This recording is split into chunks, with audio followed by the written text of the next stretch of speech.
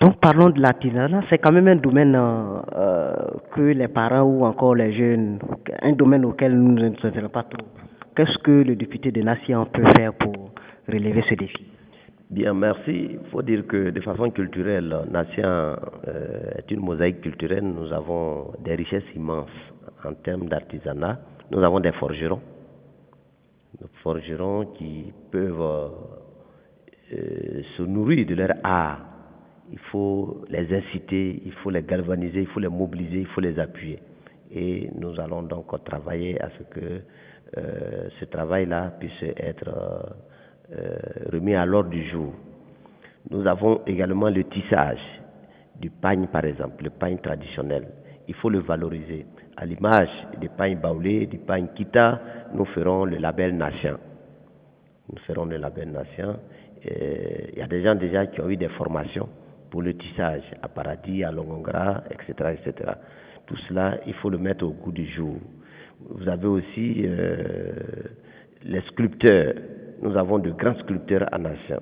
Il faut les remobiliser et je pense qu'il faut leur donner les moyens aussi, les outils nécessaires de pouvoir continuer leur œuvre.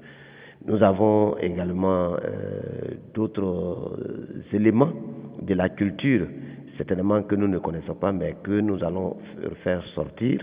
Et c'est pour ça, dès que nous sommes élus, dans le premier trimestre de l'année en cours, nous allons faire un séminaire sur toutes ces questions-là pour que rien ne nous échappe et que tous les aspects de l'artisanat soient remis à l'ordre du jour et que nous travaillons à leur promotion.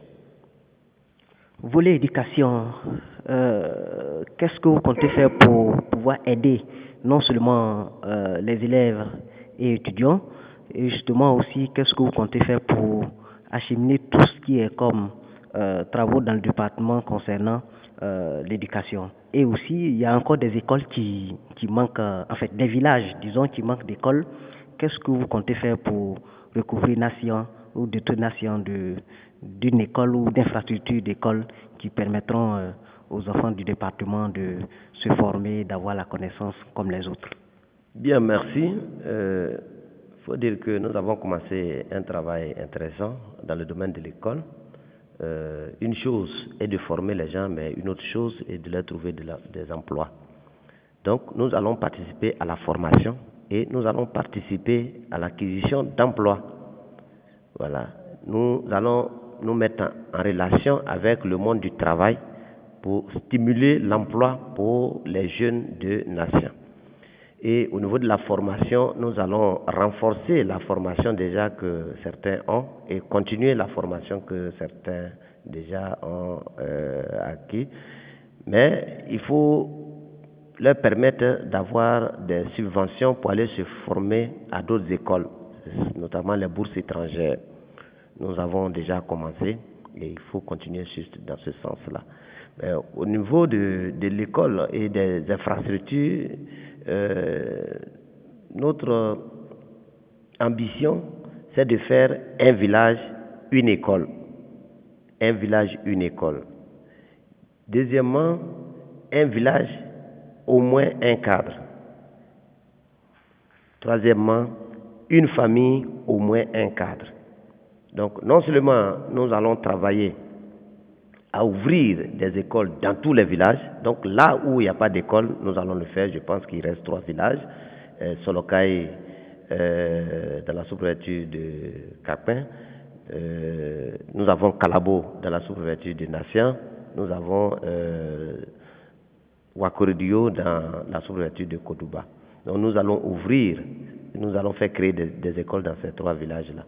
Les campements qui ont plus de 100 habitants, nous allons aussi les recenser et ouvrir des écoles dans ces campements-là. Il y a l'école obligatoire. Il faut mettre en valeur cette politique de l'école obligatoire. Il faut que ça soit effectif dans la nation.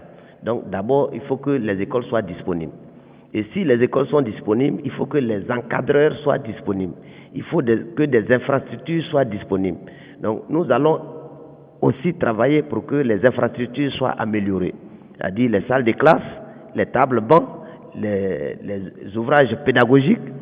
Nous allons travailler aussi pour que les logements de maîtres soient des logements décents pour les maîtres. Et il faut travailler aussi pour qu'il y ait assez d'enseignants dans le département des Nations. Aujourd'hui, les enseignants considèrent Nations comme une prison parce que les conditions d'accès sont difficiles, les conditions de vie sont difficiles. Il faut travailler à éliminer ces conditions difficiles, transformer ces conditions difficiles vraiment en des conditions favorables de vie pour que tous ceux qui vont là-bas aient envie de rester longtemps là-bas. Donc c'est pourquoi nous allons veiller à ce que tous ces éléments-là soient modifiés dans le sens positif, à encourager en tout cas tous les fonctionnaires qui vont chez nous. Donc au niveau de l'école, nous allons travailler sur les infrastructures, nous allons travailler à créer des écoles là où il n'y en a pas, nous allons travailler à améliorer les instruments pédagogiques et l'encadrement. En tout cas, nous en avons les moyens et nous ferons en sorte que cela soit. Voilà.